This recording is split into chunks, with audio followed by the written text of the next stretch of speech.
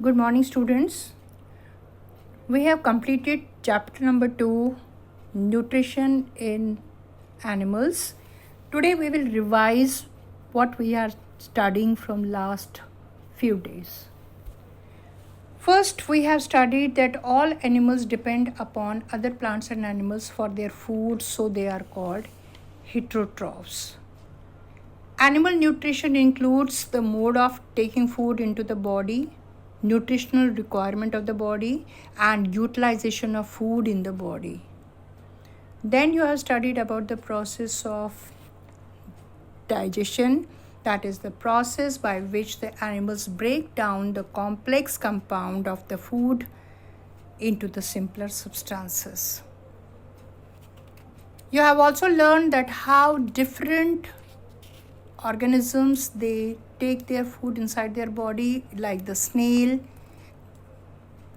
The grass is its food and it use the method of chewing. Ant, insects, it use the method of scraping. Eagle, flesh, it swallow the flesh pieces. Hummingbird, it is the nectar and it is the sucking process, and mosquito also sucks the blood of other organisms. Now, process of digestion.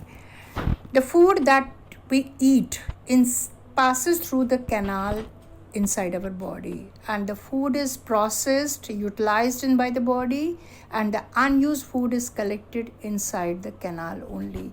And do you know what is the name of this canal? It is called alimentary canal or called digestive tract.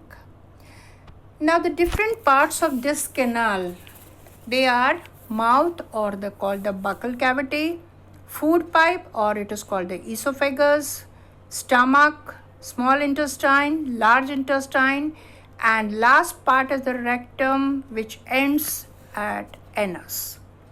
There are 3 glands which remains associated and they secrete the digestive juices. They are salivary gland present in the buccal cavity, liver and pancreas. So in the nutshell we can say that the alimentary canal and these glands, that forms the digestive system of an organism. Now let us go through the process, how the process of digestion takes place. Now first the food is taken inside the body. That process is called as ingestion. It is done in the human beings in the buccal cavity. Now the buccal cavity has the teeth, in which you have studied about the types of the teeth, that is the milk teeth, permanent teeth. You have studied about the types on the basis of their structure, that is premolar, molar, canines, and their functions. Then you have learned about the tongue, that the tongue, how it helps because of its taste buds. Then you have learned about the salivary gland, which secrete the saliva that convert the starch into sugar. Next part after the buccal cavity comes the stomach, and the stomach remains connected with the buccal cavity through a small pipe-like structure which is called esophagus. And if you recall that no digestion process takes place in esophagus. Stomach is like a bag which is having the U-shaped.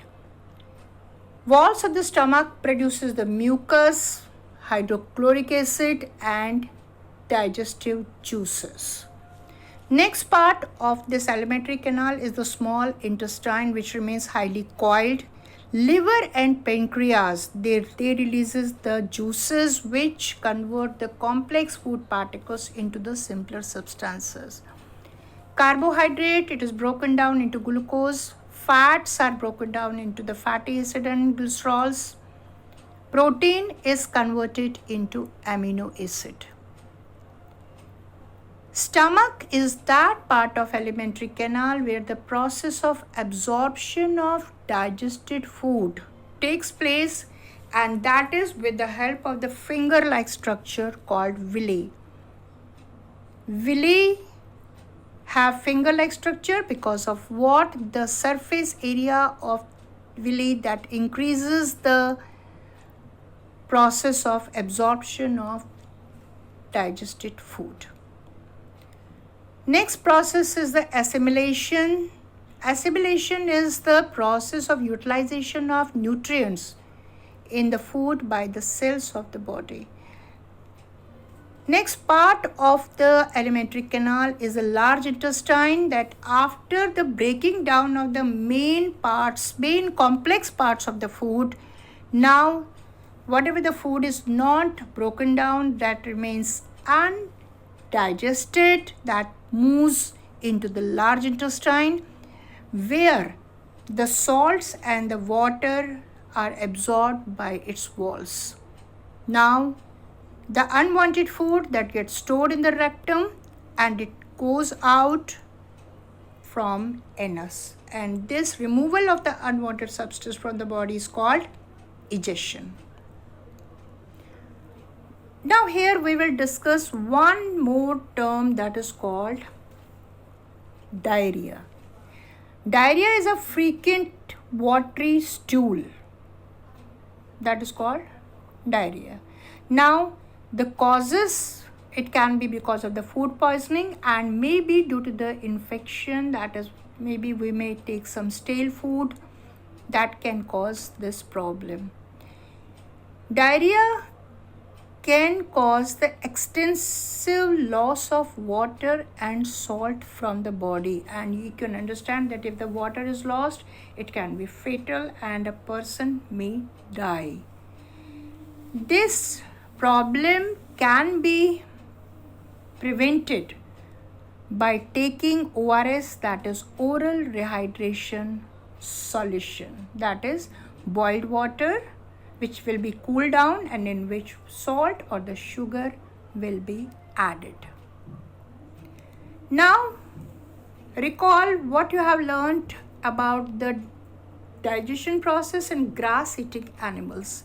There is a particular organ inside the body of these types of the animals which is called the rumen, that remains between the small and the large intestine, and this part in the grass-eating animal, this part help them to digest cellulose. Because of the presence of bacteria which are not present in human beings, that is why we can say that human beings cannot break down cellulose, but grass-eating animals can do it. Now how they do it? They swallow the food first, digest it partially, then store it into the rumen. This form of the food is called cud. Then when they must be relaxing at that time, this cud returns to their mouth and they further chew it. Then it goes back, and then with the help of these bacteria, the food is broken down, and then the next process of digestion takes place. Such animals, such grass-eating animals, they are called ruminants. The last topic which you have learnt in this chapter number 2 is nutrition in amoeba. Amoeba lives in water. It is a microscopic organism having only one cell, that is unicellular organism. It has pseudopodia. Pseudo means false, podia means feet. With the help of what? It can capture the food, and it can help, these organs also help it in the movement. Amoeba has no fixed shape. Digestive juices break down the food, that is the small insects inside its body, into the simpler substances. With this, we have completed our chapter number 2. Now next time we will start with chapter number 3, that is fiber to fabric. Till then, good luck.